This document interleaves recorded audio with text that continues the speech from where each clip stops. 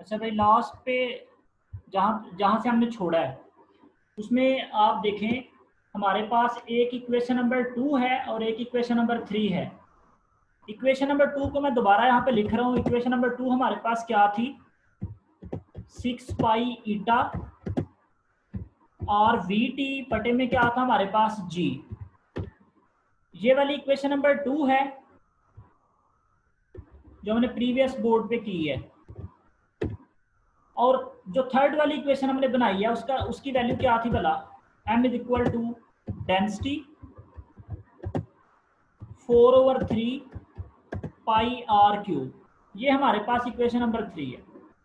अब आप देख सकते हैं कि इन दोनों इक्वेशंस की लेफ्ट हैंड साइड बराबर है, मतलब दोनों इक्वेशंस में मैच है, तो आप लोग इन दोनों इक्वेशंस को फिर कंपेयर कर सकते हैं। तो यहाँ पे मैं लिखूंगा कंपेयरिंग इक्वेशन 2 एंड 3।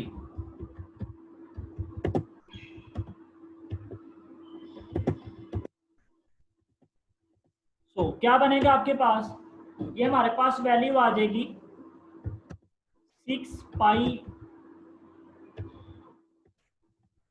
ईटा और वी टी बटे में क्या है जी जी, और बराबर क्या आ जाएगा 4/3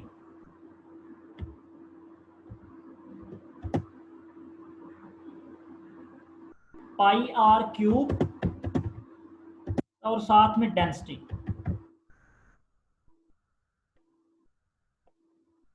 अब आपने यहां से कटिंग कर देनी है थोड़ी सी। ये आप लोग देखें, ये 2 3 का 6 आ जाएगा और 2 2 का 4 आ जाएगा। जब आप इसको सिंप्लीफाई करेंगे तो हमारे पास जो रेडियस है ना, उसकी मैं सिंपल आपको वैल्यू दोबारा लिखने लगा हूँ। आर स्क्वायर जो है वो क्या बन जाएगा भला, आर स्क्वायर हमारे पास आ जाएगा 9 ईटा वी टी बटे में क्या आ जाएगा 2g और बटे में डेंसिटी यानी रो। आप इसको सिंप्लीफाई करेंगे ना तो आपके पास ये रिजल्ट आ जाएगा। ये यहाँ से 2 3 6 आएगा, 2 2 4 आ जाएगा, वो 3 3 9 फिर बन जाएगा हमारे पास। यहाँ पे ये सर आपने 9 की जगह P लिख दी। ये लाइन होगी। फिर आपने क्या करना है, इसका आपने स्क्वायर रूट लेना है। जब आप इसका स्क्वायर रूट लेंगे तो फिर हमारे पास जो आर है वो क्या बन जाएगा, आर हमारे पास आ जाएगा, ये अंडर रूट आएगा। ये सारी की सारी जो रकम है ना 9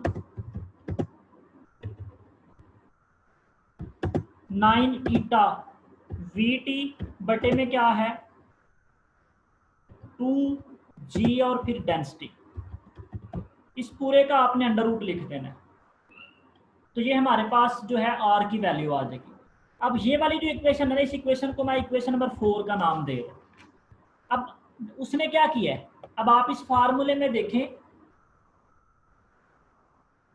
हमारे पास ये आर की वैल्यू है। अब उसने यहाँ पर लिखा हुआ है कि आप इस इक्वेशन में अगर ये वैल्यूज ऐड करें तो आपके पास आर की वैल्यू आ जाएगी। और जब आप आर की वैल्यू को इक्वेशन नंबर 2 में दर्ज करें तो आपके पास मैथ की वैल्यू आ जाएगी।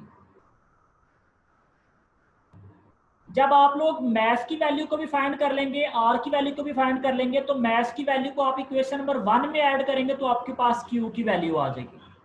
उसने यही बात बताई है, कहता है इक्वेशन 4 में वैल्यूज ऐड करके आर फाइंड कर लें, इक्वेशन 2 में आर की वैल्यू ऐड करके एम की वैल्यू फाइंड कर लें, और इक्वेशन 1 में एम की वैल्यू ऐड करके क्यू की वैल्यू फाइंड कर लें, तो आपके पास जो ड्रॉपलेट पे चार्ज है वो आ जाएगा।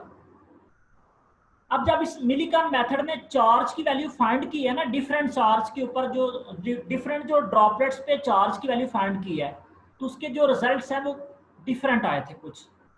मतलब आप इस तरह समझ लें कि एक रिजल्ट है उसका आंसर आता है 2, दूसरा जो है वो आ जाता है 4, तीसरा जो है वो आ जाता है 6, चौथा जो है वो आ जाता है 8। ये मैं आपको एक एग्जांपल बता रहा हूँ कि चार्ज जो है उसने फर्स्ट टाइम एक्सपेरिमेंट परफॉर्म किया तो क्यू का आंसर 2 आया, सेकंड टाइम परफॉर्म किया तो आंसर आया 4, फिर आया 6, फिर आया 8। तो जब ये डिफरेंट वैल्यूज बनी ना उसके पास चार्ज की, तो तो वो कंफ्यूजन का शिकार हो गया कि ये चार्ज सारे के सारे डिफरेंट क्यों आ रहे हैं। तो फिर उसने यहाँ पे एक फार्मूला अप्लाई करके, सोच विचार करके उसने एक रिजल्ट यहाँ पे कोड किया है कि ये बेसिकली जितने भी मेरे पास रिजल्ट आ रहे हैं ना, ये सारे के सारे एक ही चीज के मल्टीपल है। मतलब अगर 2 आ जाता है तो 2 1 का मल्टीपल है, अगर 4 आता है तो 2 2 का मल्टीपल है, अगर 6 आता है तो 2 3 का मल्टीपल है। मतलब उसमें 2 सब में सेम है, बाकी 1 2 3 4 आ रहा है। तो इसका मतलब है जब इस एक्सपेरिमेंट में Q की वैल्यू को फाइंड किया तो इसी तरह एक रिजल्ट आ गया था 1.6 मल्टीप्लाई 10 की पावर -19 कूलम, दूसरा रिजल्ट आ गया इसका 2 टाइम मल्टीपल, तीसरा रिजल्ट आ गया इसका 3 टाइम मल्टीपल, चौथा रिजल्ट आ गया इसका 4 टाइम मल्टीपल। तो फिर यहाँ पे ये रिजल्ट निकाला गया था कि जो स्मॉलेस्ट चार्ज है वो 1.6 मल्टीप्लाई 10 की पावर -19 है। बाकी सारे के सारे जो यहाँ पे रिजल्ट आ रहे हैं वो सारे के सारे इंटेग्रल मल्टीपल हैं इसका। ये जब आपको मैं नोट शेयर करूंगा तो उसमें कंक्लूजन में ये सारी बातें लिखी हुई हैं। अब ये जो 1 टाइम 2 टाइम 3 टाइम 4 टाइम क्यों आ रहा है ये सुन लें बस। जब मैंने आपको बात बताई है ना कि एटॉमाइजर से जब ऑयल निकलता है तो वो ड्रॉप्स बन जाते हैं। अब जरूरी नहीं है कि वो सारे के सारे जो ड्रॉप्स हैं वो एक एक इलेक्ट्रॉन को ही अब्जॉर्ब करें। हो सकता है किसी ड्रॉपलेट ने वो जो एटॉमाइजर की वाल्स हैं वहां से एक इलेक्ट्रॉन को अब्जॉर्ब किया हो, किसी ने 2 किए हों, किसी ने 3 किए हों। तो जो ड्रॉपलेट एक इलेक्ट्रॉन को अब्जॉर्ब करता है उसका चार्ज आता है 1.6 मल्टीप्लाई 10 की पावर -19 कूलम। जो ड्रॉपलेट 2 इलेक्ट्रॉन वाल से अब्जॉर्ब कर लेता है उसका जवाब इसके 2 टाइम्स आ जाता है। जो ड्रॉपलेट 3 इलेक्ट्रॉन अब्जॉर्ब कर लेता है उसका जवाब जो है इसके 3 टाइम आ जाता है।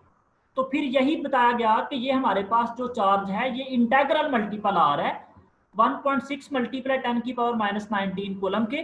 तो यही चार्ज जो है ये बेसिकली हमने फाइंड किया हुआ है कि ये इलेक्ट्रॉन के ऊपर चार्ज है। तो फिर इसी से ये बात क्लियर हो गई कि इलेक्ट्रॉन के ऊपर जो चार्ज है उसकी ये वाली वैल्यू बनती है। तो ये हमारे पास आज का पूरा टॉपिक है। इसके नोट्स आपको मैं शेयर कर देता हूँ।